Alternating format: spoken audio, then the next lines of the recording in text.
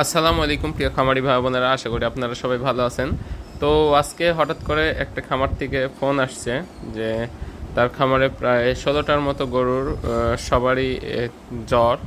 তো এই জন্য আসছিলাম। আসার পরে তো টেম্পারেচার মেপে দেখি যে প্রথমতই একটা গাভীকে টার্গেট করছি, ওর টেম্পারেচার 106 আপনারা দেখতে পাচ্ছেন। তো আরও আরও বেশ কিছু গরু ছাগল আছে। তারপরে আমরা বললাম যে যেটা যেটা বেশি জ্বর মনে হচ্ছে সেটা সেটা আপাতত মেপে দেখি যে আসলে কি অবস্থা। তারপরে জ্বরের আরও বেশ কিছু কারণ আছে।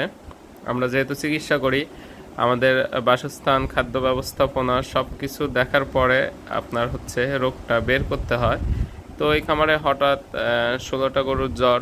তো সেই ক্ষেত্রে 16টা গরুর তো জ্বর মাপা আপাতত সম্ভব না।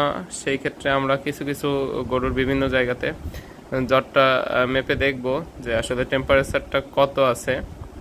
প্লাস হচ্ছে জ্বর হওয়া সত্ত্বেও গরু তেমন মানে একেবারে খাওয়া দাওয়া ছেড়ে দিছে এরকম না। আসলে এরকম কিছু হয়েছে যেটা হচ্ছে ওদের হচ্ছে খাদ্য অভ্যাস বা বাসস্থান, মানে সব কিছুর উপরে একটু অস্বাভাবিক একটা কিছু হয়েছে। সেটা হচ্ছে আমরা খুঁজে বের করার চেষ্টা করতেছি যে জ্বর আসার কারণটা কি হঠাৎ। তো এরকম কিছু হয়েছে কিছু কিছু ক্ষেত্রে। দেখা যাচ্ছে রাতে ঘুমানো অবস্থায় হঠাৎ কিছু দেখে গরু ভয় পাওয়ার কারণে এরকম জ্বর আসে। তারপর আবার হচ্ছে অনেক সময় খাদ্যাভ্যাস, দেখা যাচ্ছে যে আপনি কোনোদিন খোল খাওয়ান না, হঠাৎ করে খোল দিছেন, এই ক্ষেত্রে জ্বর আসে। তো এটা ভয়ের কোনো কারণ নাই, এটা হচ্ছে স্বাভাবিক জীবনযাপনের ব্যাহত